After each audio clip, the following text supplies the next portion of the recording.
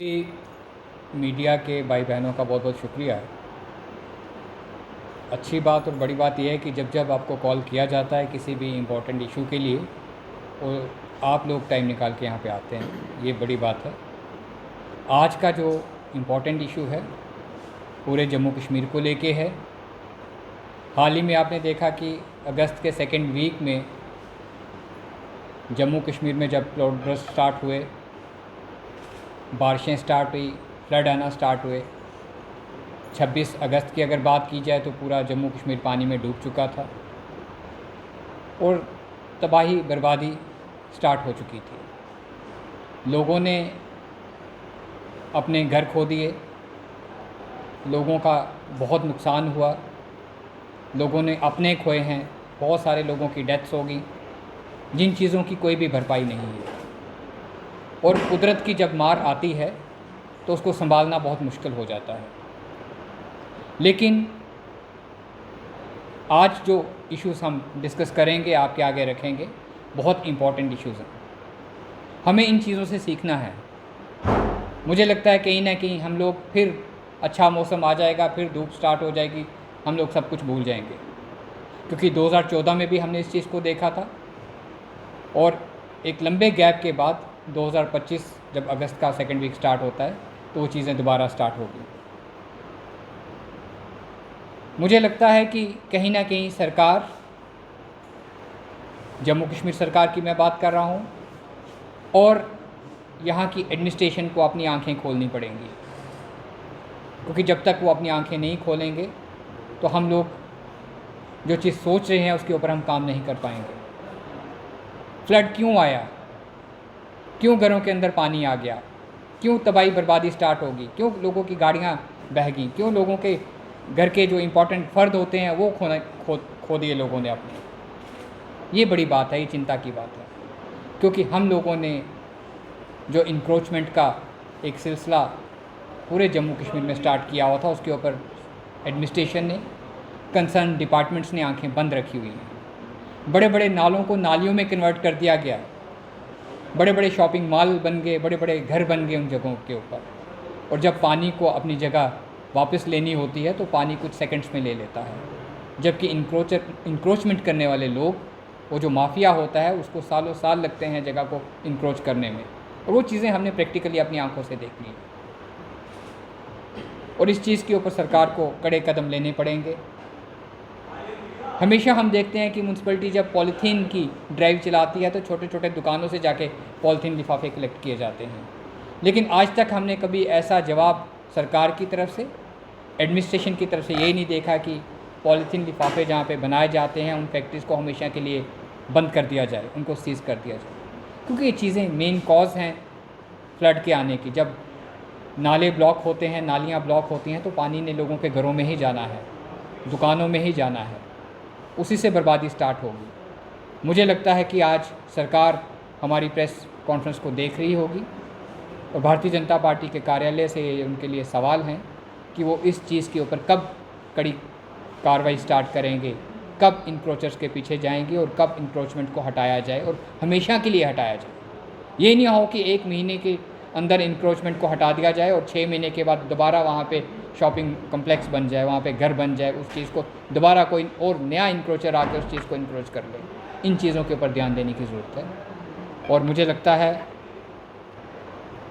Bharatiya Janata party परिवार हमेशा जम्मू कश्मीर के अवाम के छोटे छोटे इश्यूज़ को लेके आगे आता है। चाहे कोविड का टाइम हो, चाहे 2014 का टाइम हो, चाहे इस टाइम का टाइम हो, हमारी पार्टी ने, हमारे कार्यकर्ताओं ने, हमारे एमएलएज़ ने, हमारे जितने भी छोटे छोटे कार्यकर्ता हैं, हम सड़क पे आए हैं, हम घरों में गए हैं, मोहल्लों में गए हैं, आगे बढ़े हैं। लेकिन सरकार को भी एक कदम आगे आना पड़ेगा, यहाँ की एडमिनिस्ट्रेशन को भी एक कदम आगे बढ़ के आना पड़ेगा, तभी इन चीज़ों के ऊपर हम काम कर पाएंगे। अदरवाइज़ ऊपर वाले के इशारे का कोई मालूम नहीं कि 10 दिन के बाद फिर उससे ज़्यादा तबाही बर्बादी स्टार्ट हो जाए। अगर आज नहीं हम जागे तो कभी नहीं हम जागेंगे। मुझे लगता है कि मैंने मेन इशू के ऊपर बात शुरू की है। आगे का जो इशू है हमारी बहन रजनी सेठी जी स्टार्ट करेंगी। बेली चराना की बात नहीं है। बेली चराना हो गया, बशना हो गया, लाल हो गया, जम्मू, इंटायर जम्मू की बात करूँगा।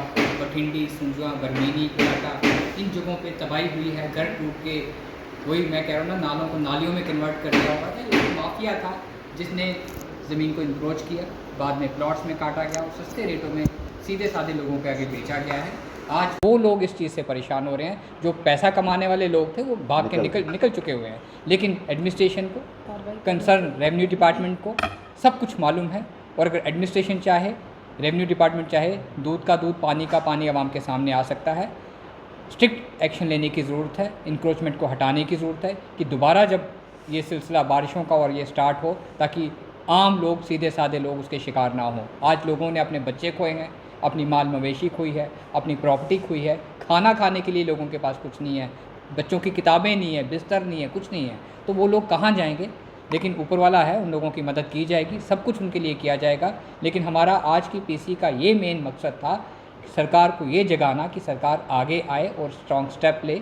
उमर साहब ले सकते हैं, 35-36 डिपार्टमेंट उनके हाथ में है, कंट्रोल उनके हाथ में है, उनको आगे आना पड़ेगा, एक्शन लेना पड़ेगा। वरना 2014 में भी हम लोगों ने उनको देखा कि चॉपर से वो बनाना नीचे फेंकते थे, पानी फेंकते थे, आसमान पे घूमते थे। लेकिन अब ऐसे नहीं चलेगा। कश्मीर में 2000 जानते हैं कि पिछले 10 महीने से यहाँ पर एनसी की सरकार है। 10 महीने से सरकार कहीं पे भी सफल नहीं हो पाई है, किसी भी इशू को लेकर काम नहीं कर पाई है। आपके सामने अगस्त के महीने से आज सितंबर का महीना शुरू हुआ है, कहीं नहीं दिख रहा कि सरकार कहीं पर हमारे जम्मू कश्मीर में है। चाहे वो बिजली की बात करूं, पानी की बात करूं, अलग अलग इश्यूज़ हैं जिसमें सरकार कहीं पे भी इंटरफेयर करती नहीं दिख रही है।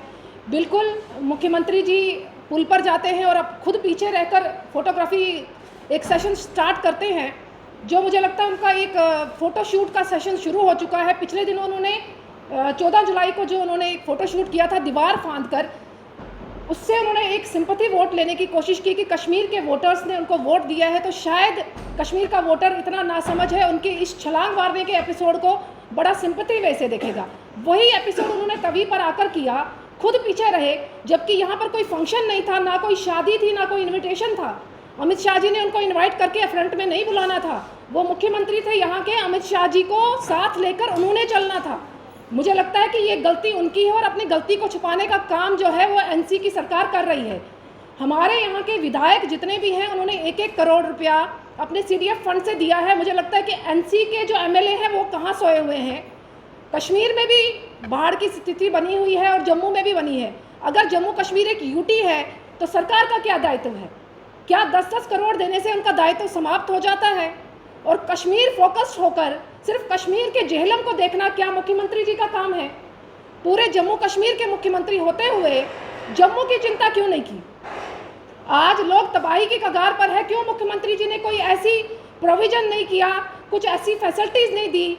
मुझे तो लगता है कुछ एनजीओज या मोहल्ला वेलफेयर कमेटीज़ इन लोगों को खाना प्रोवाइड करवा रही है। सरकार की तरफ से कोई ऐसी योजना नहीं है कि इनको कोई खाना दिया जाए, इनके रहने की कोई व्यवस्था की जाए। जब तक इनके घरों में वो सुविधाएं मुहैया ना की जाए, मुझे लगता है कि सरकार का ये दायित्व बनता है। आज मुझे ये कहने में कोई गुरेज नहीं है कि नेशनल कॉन्फ्रेंस की सरकार पहले भी नाकारा साबित हुई है और 2025 में भी नाकारा साबित हुई है। चाहे 2014 की बात करूं तब भी बाढ़ में वो कुछ नहीं कर पाए और आज 2025 के एपिसोड में भी वो कुछ नहीं कर पा रहे। लोगों ने उम्मीदें खो दी हैं, लोग भाजपा की तरफ देख रहे हैं, मगर भाजपा अपने काम में पूरी सक्षम है, लोगों के बीच है, हमारे विधायक लोगों के बीच है, हमारे कार्यकर्ता लोगों के बीच है। मेरा सवाल मुख्यमंत्री जी से, आप अपने फोटोशूट को फिलहाल छोड़ दीजिए, आने वाले दिनों में आपकी क्या स्ट्रेटेजी रहेगी? अगर और 4-6 दिन में यहाँ बारिशों का मौसम बनेगा, आप क्या करने जा रहे हैं? जम्मू की जनता आपसे सवाल कर रही है। मैं आगे की बात जोरावर जी से कहूँगी कि वो इस प्रेस कॉन्फ्रेंस को कंक्लूड करें। मुझे लगता है कि डॉक्टर साहब ने और बहन रजनी जी ने डिटेल में बताया है और आज का जो प्रेस कॉन्फ्रेंस, प्रेस वार्ता का जो मुद्दा जो इम्पोर्टेंट वो यही था कि बाढ़ में जो लोगों को अफेक्ट हुआ है, कितनी जानें गई हैं। मैं उसमें ना जाके इन्हीं की बातों को थोड़ा सा ऐड ऑन करूँगा। ठीक कहा बहन रजनी जी ने कि नेशनल कॉन्फ्रेंस की जब जब हुकूमत रही है, ये मैं नहीं कह रहा, ये भारतीय जनता पार्टी नहीं कह रही, ये जम्मू कश्मीर और ख़ासकर जम्मू रीजन के अवाम को पता है कि हमेशा सौतेला व्यवहार जम्मू रीजन के साथ किया गया है और आज भी 2014 के फ्लड से लेके आज 2025 में अगर हम देखें 11 साल तक सरकार ने कुछ नहीं सीखा और वही पैंतरे, वही फ़ोटोशूट और वही दिखावा।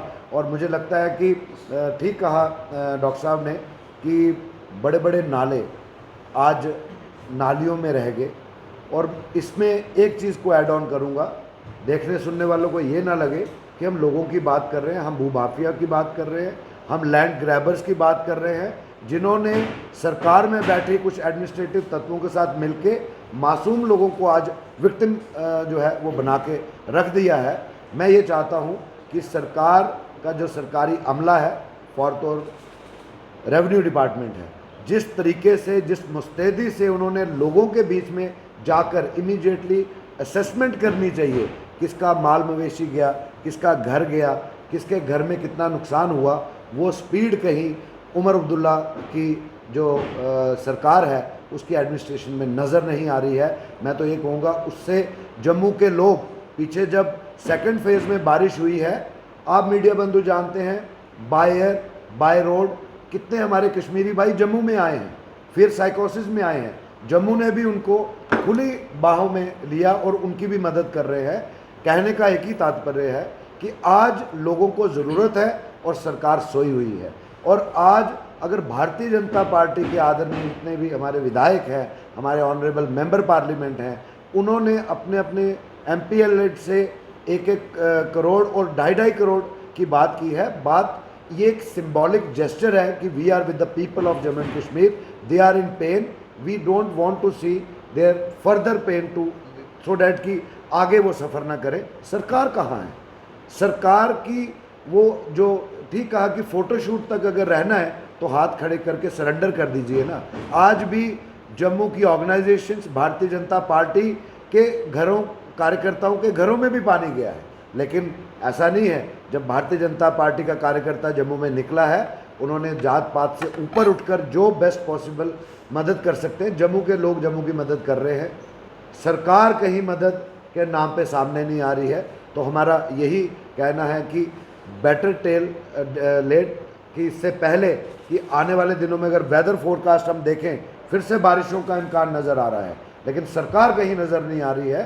तो ये एक चेतावनी, एक cautious note towards the Omar Abdullah headed national conference government in J&K UT, and also to the certain administrative setups, those who are responsible to take care of the general and local masses. I think this is the right time. इसके बाद मैं ये कहूँगा, फिर photoshoot होगा, ठीक कहा, protocol है, दिखा रहे हो सोशल मीडिया में कि आप चीफ मिनिस्टर अगर विक्टिम हैं तो आम लोगों का क्या हाल है। ये जो गलत नैरेटिव अपनी गलतियां छुपाने के लिए नेशनल कॉन्फ्रेंस और उनके कारकुनों द्वारा कराया जा रहा है, बिल्कुल फेक है। अभी भी हम ये कहेंगे कि इसमें पॉलिटिक्स नहीं होनी चाहिए, लेकिन लोगों के से जो नुकसान है उसको इमीडिएटली उसकी असेसमेंट्स होनी चाहिए। पानी की आज भी वही किल्लत आ रही है, नज़र आ रही है। तो मुझे लगता है कि सरकार को जो बेसिक एमिनिटीज़ की तरफ जो उनकी प्रायोरिटी है, जो वो वचनबद्ध हैं, जो अंडर ओथ हैं, वो उनको इमीडिएटली आके तो प्रूव करना पड़ेगा कि वाकई आप सरकार चला रहे हो, ना कि सरकार का प्रोटोकॉल एंजॉय कर।